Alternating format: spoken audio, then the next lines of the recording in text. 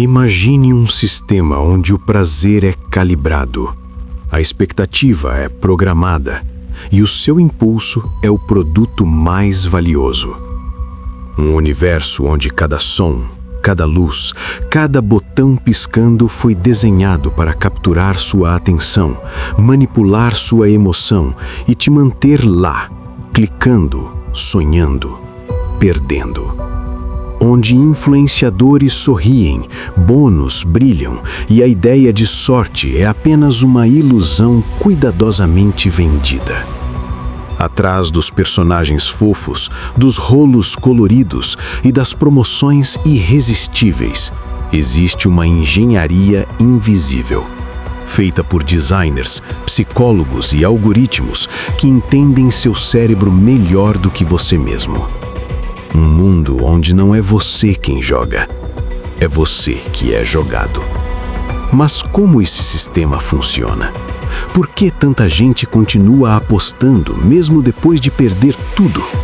E o mais perturbador, por que o vício parece não ser um erro, mas o próprio objetivo? Hoje vamos abrir a caixa preta das apostas digitais e revelar o que acontece entre o clique e o colapso. Prepare-se para uma viagem ao coração das emoções manipuladas, do tempo distorcido e do vício invisível. Porque a aposta mais perigosa pode ser aquela que você acha que está controlando. Seja bem-vindo ao canal Além da Resposta.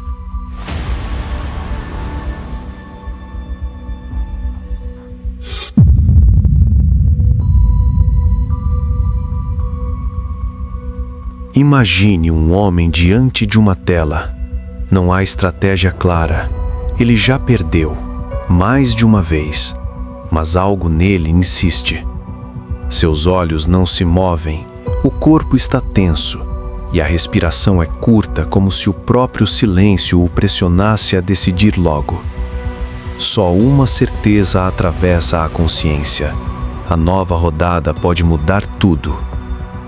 Ali, sozinho, ele realiza um ritual, um gesto automático, quase sagrado: clicar, esperar, perder e repetir.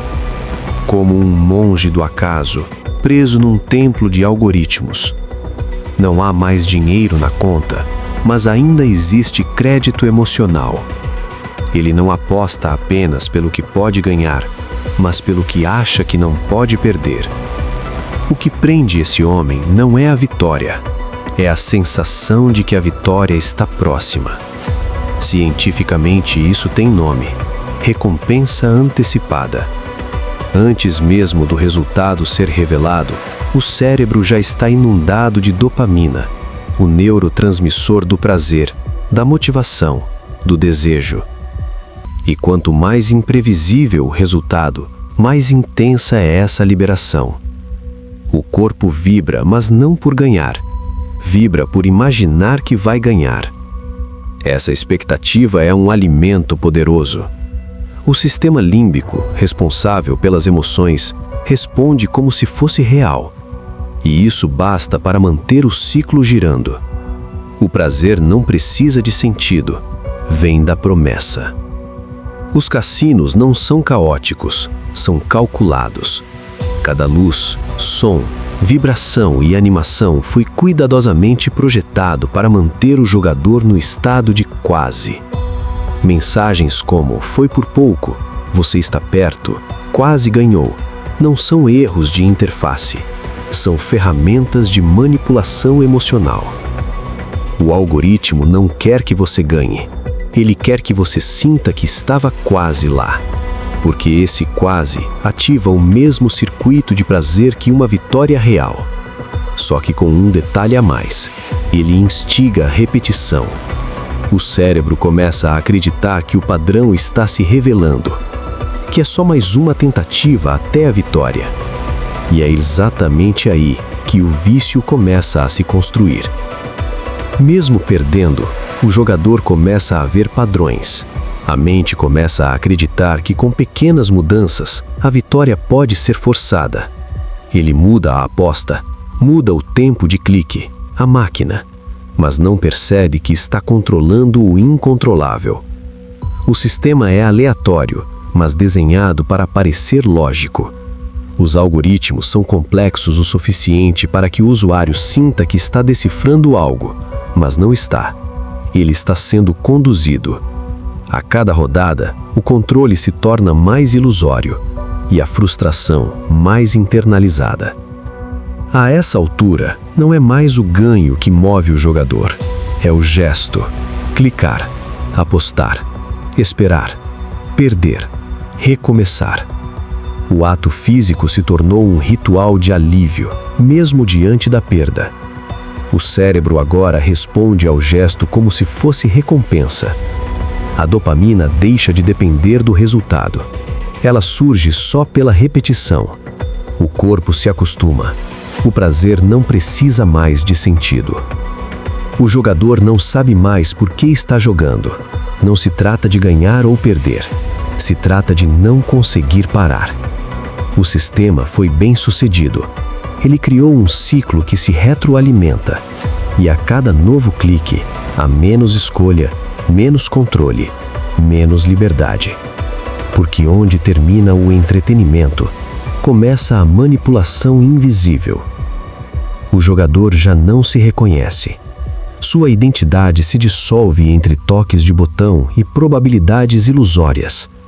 Mas para o sistema, ele nunca foi uma pessoa.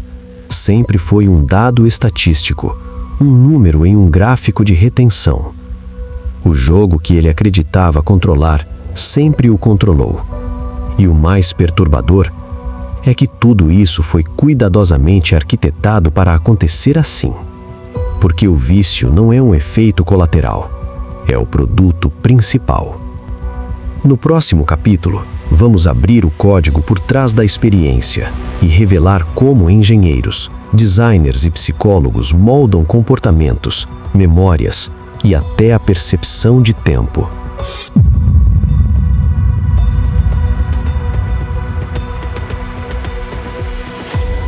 O homem acredita estar no controle. Ele escolhe quanto apostar, em que apostar, quando parar. Mas essa ilusão não resiste a um detalhe brutal. Ele está jogando em um ambiente que foi desenhado para vencê-lo. Plataformas como Blaze, Pixbet, Betano, Fortune Tiger ou o famigerado Aviator não são apenas jogos. São produtos otimizados por dados comportamentais. Cada clique é registrado, cada hesitação é medida, cada retorno cronometrado. Você acha que está jogando contra a sorte, mas está jogando contra um sistema que estudou você. Entre cada vitória e derrota existe um segredo, o reforço intermitente. Essa é uma das estratégias mais poderosas de manipulação já descobertas pela psicologia comportamental. Ao alternar aleatoriamente vitórias e perdas, o sistema faz com que o cérebro nunca saiba quando será recompensado, mas continue tentando. É o mesmo princípio usado para treinar animais, mas aplicado com sofisticação cirúrgica sobre humanos. E não há pausa. Se você vence, a plataforma parabeniza. Incrível! Se perde, oferece bônus. Volte a jogar com R$5 grátis. Cada evento é um gancho emocional para manter você no ciclo. Você acha que joga quando quer, mas já reparou que as melhores ofertas aparecem em horários estratégicos? Depois das 23 horas, antes do almoço, aos domingos à noite. Esses são os horários em que seu autocontrole está mais frágil e as plataformas sabem disso. Elas disparam notificações exatamente nesses momentos. Elas sabem que você teve um dia difícil, que está sozinho, que quer se distrair. E é nessa hora que chega a mensagem. Volte agora e ganhe 20 rodadas grátis, só por hoje. Você não clica por escolha, você clica por vulnerabilidade. O jogo do tigrinho é um bom exemplo. Colorido, animado, fofo. A estética é infantil, a trilha sonora alegre. Os sons das moedas douradas soam como uma vitória inevitável. Tudo isso cria uma falsa sensação de segurança e diversão, como se você estivesse em um parquinho e não em uma operação de risco emocional e financeiro. Esses jogos são desenvolvidos com a mesma lógica de apps infantis, e mesmo adultos maduros se sentem menos ameaçados diante de uma interface que parece amigável. É o vício com cara de brinquedo. O sistema não quer que você desista. Por isso, mesmo quando perde, ele transforma a derrota em oportunidade. Perdeu tudo, surge o botão recuperar agora. Foi quase, ele pisca, você está perto. Desistiu? A mensagem aparece, seu bônus está expirando.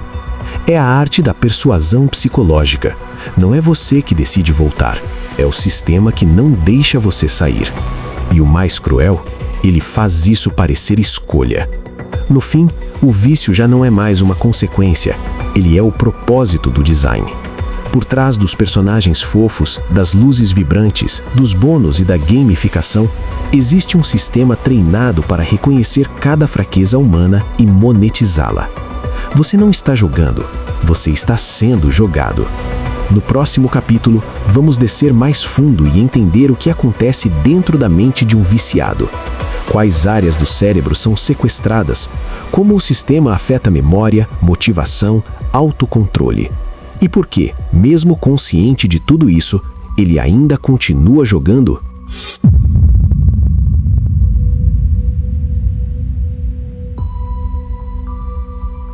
O vício não é uma questão de força de vontade. É uma reprogramação cerebral involuntária. No cérebro humano existe uma estrutura chamada núcleo accumbens, o centro de recompensa. É ali que a dopamina atua. Em pessoas saudáveis, ele se ativa quando realizamos algo positivo, vencer um desafio, alcançar um objetivo, até mesmo receber um elogio. Mas no vício, esse centro é hiperestimulado artificialmente. O cérebro passa a buscar esse prazer imediato, mesmo que ele venha com dor, perda ou culpa. Ele não busca mais sentido, ele busca alívio. É como se o jogador estivesse preso a uma sirene. Ele sabe que está sendo atraído para o abismo, mas o som é alto demais para ignorar. O cérebro de um viciado não registra as perdas como deveria. Ele não aprende com elas. Ao contrário, reforça o desejo de reparar a perda. É o chamado viés da recompensa positiva. O cérebro se lembra intensamente da única vez que venceu e esquece as 20 em que perdeu. Esse efeito é amplificado por flashes de vitória, músicas de comemoração, efeitos visuais. Toda vez que ele ganha, mesmo que pouco, o sistema cria uma memória poderosa. E toda vez que ele perde, a frustração vira motivação. A mente distorce o passado para justificar o futuro. O lobo frontal do cérebro é responsável por decisões racionais, planejamento e autocontrole. É ele que nos impede de agir por impulso. Mas no vício, essa parte do cérebro entra em colapso funcional. A área racional perde espaço para o sistema límbico, o mesmo que responde a medo, prazer e sobrevivência. O jogador sabe que está errando, mas o impulso é mais forte. O clique vem antes do pensamento. A aposta é feita antes da reflexão. O cérebro não está mais decidindo, está reagindo. É como se houvesse uma guerra dentro da cabeça. Razão contra desejo. E o desejo tem mais soldados. O vício em apostas não é só psicológico, é físico. O corpo passa a reagir como se o jogo fosse uma droga. Batimentos aceleram, pupilas dilatam, mãos suam. Há uma descarga de adrenalina antes da rodada e um mini colapso após a perda. O corpo inteiro entra em modo de luta ou fuga sem que haja um inimigo real. Essa excitação constante drena energia, memória e saúde emocional. E mesmo assim, o corpo volta, porque aprendeu a associar essa dor ao prazer. É um ciclo bioquímico que o cérebro confunde com sobrevivência. Do lado de fora, todos perguntam por que ele não para. Mas essa não é a pergunta errada. A mente viciada não consegue parar, porque acredita que parar é perder tudo. O tempo, o dinheiro, o esforço. Parar é admitir que foi enganado, que perdeu, que não há nada do outro lado. E isso é mais doloroso do que continuar tentando. O sistema não apenas sequestrou o cérebro, ele sequestrou a esperança, transformou o otimismo em armadilha. A vontade de vencer virou prisão. Por fora, ele parece apenas distraído. Por dentro, o cérebro dele está em guerra. Químicas, impulsos, recompensas, medo e uma única certeza que ecoa como uma maldição. Eu não posso parar agora.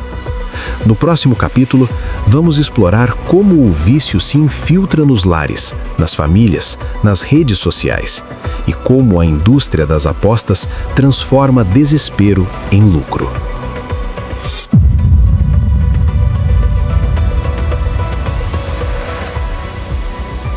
A tela pisca no quarto. Lá fora, a família dorme. No celular, o homem perdeu R$ 200 em menos de 5 minutos, mas ninguém sabe. Ele fecha o app, suspira e jura que será a última vez.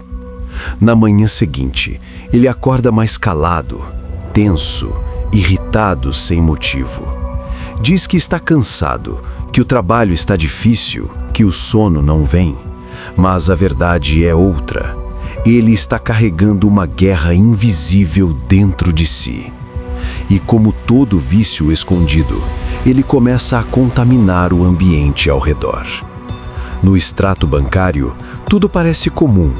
R$ 10 aqui, R$ 25 ali, pequenos valores, disfarçados de diversão. Mas ao longo do mês, somam R$ 1.200, o mesmo valor do aluguel. E quando o dinheiro acaba, a culpa não desaparece. Ela vira mentira.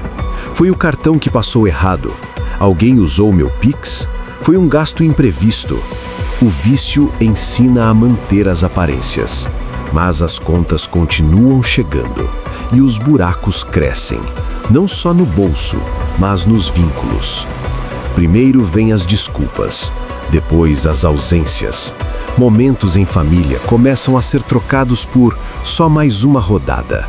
Aniversários esquecidos, conversas pela metade, olhares desviados. A aposta toma o lugar da presença.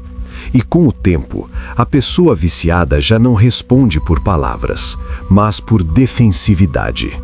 Toda pergunta soa como acusação.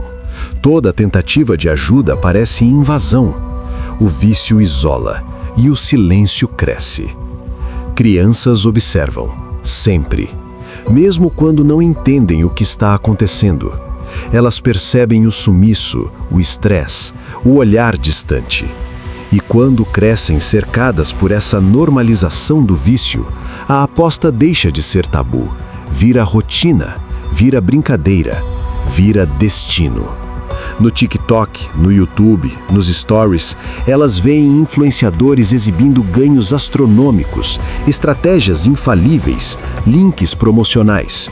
E então, aos 14 anos, fazem a primeira aposta escondidas. Não porque querem dinheiro, mas porque aprenderam que isso é parte do mundo adulto. Enquanto famílias se endividam, empresas ganham. Enquanto vidas são consumidas, ações disparam na bolsa.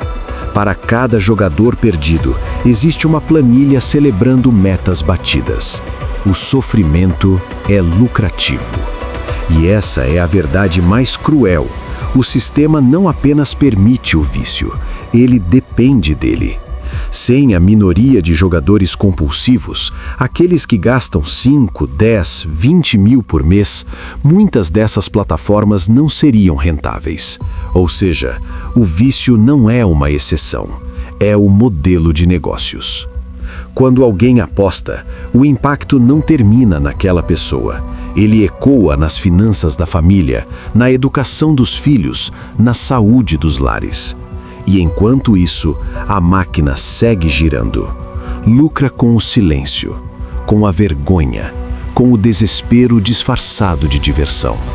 No próximo capítulo, vamos investigar os bastidores dessa indústria, como ela se infiltra na internet, manipula influenciadores e esconde sua responsabilidade atrás de termos de uso e bônus grátis.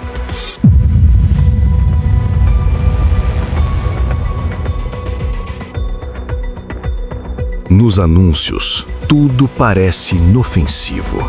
Um jovem sorridente diz que fez R$800 em 5 minutos. A música é animada, a edição é frenética. O jogo parece simples. O botão jogar brilha em neon. Não há alertas, não há avisos, só promessas. O que não se mostra é a dívida escondida, o cartão bloqueado, o desespero depois da câmera desligar. Por trás da vitrine não existe sorte. Existe algoritmo, estratégia, engenharia comportamental. Você não está vendo um jogador de verdade, está vendo um garoto propaganda do vício. A indústria das apostas transformou criadores de conteúdo em corredores de cassino. Eles não precisam convencer com argumentos, só precisam parecer felizes. Recebem links personalizados, bônus por inscrição e até comissões sobre o quanto seus seguidores perdem. Sim, eles lucram quando o público perde. Muitos não dizem que é publicidade. O ganho parece espontâneo. Mas no contrato há uma cláusula bem clara: promover sem expor riscos. É marketing disfarçado de vitória. É manipulação travestida de entretenimento. Você já tentou ler os termos de uso dessas plataformas? São páginas e mais páginas escritas em linguagem jurídica, fria, distante. Ali, bem escondido, está o que ninguém quer que você veja. Este jogo é apenas para fins de entretenimento. A empresa não se responsabiliza por perdas. Bonificações podem ser retiradas sem aviso prévio. O jogador acha que tem direito, mas juridicamente ele tem quase nada. O sistema é fechado, a arbitragem é interna e quem decide o que é justo é quem lucra com a sua perda. Blaze, Pixbet, Betano, onde estão sediadas essas empresas? Muitas delas operam fora do Brasil, em paraísos fiscais, com jurisdições flexíveis e fiscalização mínima. O dinheiro entra fácil, os impostos nem tanto. Milhões de perdas de brasileiros fluem para contas no exterior. E quando há problemas, fraudes, bloqueios, manipulação, não há a quem recorrer. O sistema foi desenhado para proteger não o jogador, mas quem o explora. Enquanto tudo isso acontece, a defesa é sempre a mesma. Mas é legalizado.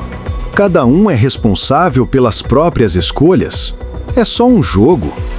Mas o cigarro também era legal. O amianto também. E o mercado financeiro já quebrou países inteiros sobre a capa da legalidade. O problema não é o que é legal. É o que é deliberadamente desenhado para causar dano e continuar lucrando com isso. A legalidade não é inocência, é escudo. E a indústria das apostas sabe empunhá-lo com perfeição. Essa máquina não gira sozinha. Ela é alimentada por cliques, por ilusões, por ignorância. E protegida por leis, contratos e sorrisos digitais. Mas por trás da tela há uma engrenagem que nunca dorme, porque ela lucra enquanto você perde. No próximo capítulo, vamos explorar os caminhos possíveis.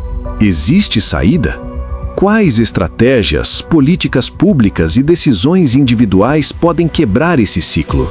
O que é preciso para recuperar o controle da própria mente?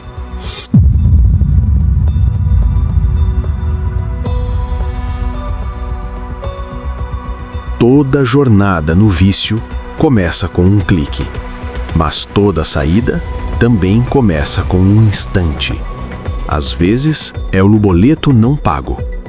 Às vezes, uma conversa silenciosa com o olhar de um filho.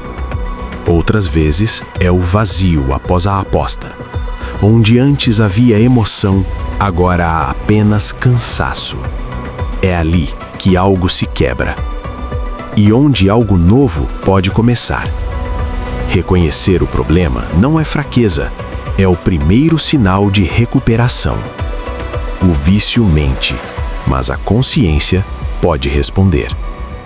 A mente viciada perde a noção de tempo. Cada rodada, cada aposta, cada repetição dissolve o relógio interno. O presente vira prisão, mas o processo de recuperação é antes de tudo uma reconquista do tempo. Aprender a esperar, a lidar com o tédio, a sentir o silêncio sem fugir. É um recomeço, doloroso, lento, mas real. Porque quando você aprende a habitar o tempo novamente, começa a se libertar. O cérebro viciado não é um cérebro perdido. Ele é plástico. Ele pode se reestruturar. Com apoio, com terapia, com novas rotinas, as conexões que alimentavam o ciclo da compulsão começam a enfraquecer. E outras, mais saudáveis, começam a crescer. A ciência chama isso de neuroplasticidade. Mas na vida real, isso se chama resgate. Vencer o vício não pode ser só uma luta individual. É preciso políticas públicas, campanhas de conscientização, fiscalização de influenciadores, regulação firme das plataformas, espaços de acolhimento psicológico e familiar.